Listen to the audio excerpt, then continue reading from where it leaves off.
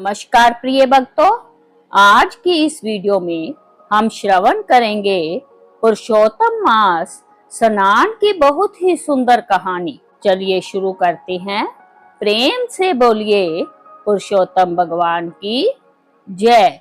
एक नगर में एक संपन्न परिवार रहता था। परिवार में सास, ससुर, दो बेटे, बड़ी बहू और छोटी बहू थी। छोटी बहू बहुत ही सरल, दयालु और भगवान श्री हरि की परम भक्त थी।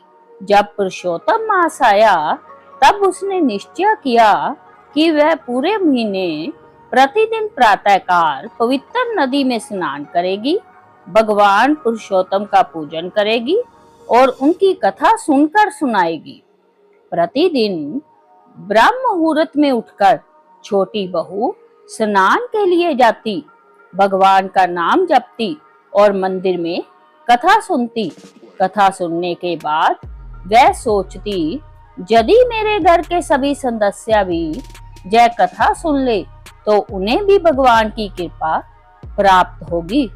एक दिन वह स्नान करके घर लौटी। उसके मन में बड़ा उत्साह था। सबसे पहले वह अपनी सास के पास गई और हाथ जोड़कर बोली, माँ जी, आज मैंने पुरुषोत्तम मास की बहुत सुंदर कथा सुनी है, आइए मैं आपको भी सुनाती हूँ। सास ने कहा, बहू, अभी मेरे पास समय नहीं है, मुझे बहुत काम है, फिर कभी सुन लूंगी। छोटी बहू निराश तो हुई, लेकिन उसने सोचा कि शायद कोई और सुन लेगा। वह अपनी जेठानी के पास गई और बोली, दीदी, कुछ समय निकालिए, अधिक मास की कथा सुनने से बड़ा पुण्य मिलता है।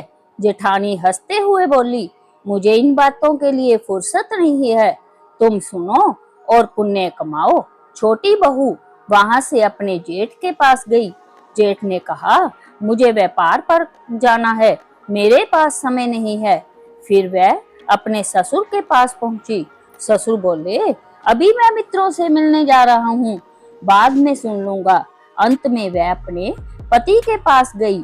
उसने सोचा कि शायद पति उसकी बात अवश्य मानेंगे, लेकिन पति ने भी कहा, अभी मैं बहुत व्यस्त हूँ, किसी और दिन सुनाएगी तो सुन लूंगा। घर के सभी लोगों ने उसकी बात टाल दी। छोटी बहू का मन दुखी हो गया। उसे लगा कि वह भगवान की कथा सुनाकर अपने परिवार का कल्याण करना चाहती थी, लेकिन किसी ने उसकी बात का महत्व नहीं समझा। उस रात वह भगवान पुरुषोत्तम के सामने बैठकर रोने लगी और बोली, प्रभु, मैं तो आपके महात्म्य का प्रचार करना चाहती हूँ, पर मेरी कथा सुनने वाला कोई नहीं है। उसी रात भगवान ने उसे स्वप्न में दर्शन दिए और कहा, पुत्री, निराश मत हो, सच्ची भक्ति कभी व्यर्थ नहीं जाती। यदि कोई मनुष्य कथा सुनने न आए तो तुम तुलसी माता, पीपल वृक्ष, गायें और आकाश को साक्षी मानकर कथा सुनाया करो। मैं स्वयं तुम्हारी कथा सुनूंगा। सुबह होते ही छोटी बहू प्रसन्न हो गई। वह स्नान करके आई, तुलसी के चौरे के पास दीपक जलाया और भगवान पुरुषोत्तम की कथा सुनाने लगी। उसने तुलसी माता को श्रोता मानकर पूरे मन से कथा सुनाई। यह क्रम कई दिनों तक चलता रहा। घर के लोग उसका मजाक उड़ाते और कहते, देखो, यह तुलसी को कथा सुना रही है, लेकिन छोटी बहू उनकी बातों पर ध्यान नहीं देती। उसकी श्रद्धा दिन प्रतिदिन बढ़ती गई। धीरे धीरे भगवान की कृपा प्राप्त होने लगी। जिस व्यापार में घाटा हो रहा था उसमें लाभ होने लगा। घर में रोग और कलह समाप्त होने लगा। परिवार में सुख शांति बढ़ने लगी। खेतों में भरपूर फसल हुई और धन धान्य की वृद्धि होने लगी। सभी लोग आश्चर्य में पड़ गए कि अचानक ऐसा शुभ परिवर्तन कैसे हो गया। एक रात सास ने स्वप्न में भगवान पुरुषोत्तम को देखा। भगवान ने कहा, तुम्हारे घर में जो सुख और समृद्धि आई है वह तुम्हारी छोटी बहू की भक्ति, अधिक मास स्नान और कथा श्रवण का फल है।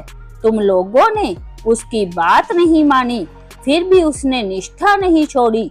सुबह होते ही सास ने अपना स्वप्न सबको बताया। यह सुनकर पूरे परिवार को अपनी भूल का एहसास हुआ। सभी छोटी बहू के पास गए और उससे क्षमा मांगने लगे। सास बोली, बहू, हमने तुम्हारी श्रद्धा का सम्मान नहीं किया, हमें क्षमा कर दो। अब से हम भी तुम्हारे साथ कथा सुनेंगे। उस दिन से परिवार के सभी सदस्य प्रतिदिन स्नान करके भगवान पुरुषोत्तम की कथा सुनने लगे। अधिक मास समाप्त होने पर उन्होंने दान पुण्य किया और भगवान का भव्य पूजन किया। भगवान पुरुषोत्तम की कृपा से उनका घर सदैव सुख, शांति और समृद्धि से भर गया। जो व्यक्ति अधिक मास में श्रद्धा पूर्वक स्नान, जप, दान और कथा श्रवण करता है, उस पर भगवान पुरुषोत्तम की विशेष कृपा होती है। सच्ची भक्ति और दृढ़ विश्वास कभी निष्फल नहीं जाते। प्रेम से बोलिए श्री पुरुषोत्तम भगवान की जय। ऐसी ही पवित्र कथाएं सुनने के लिए चैनल को सब्सक्राइब करना ना भूले। वीडियो पसंद आए तो एक लाइक जरूर करें।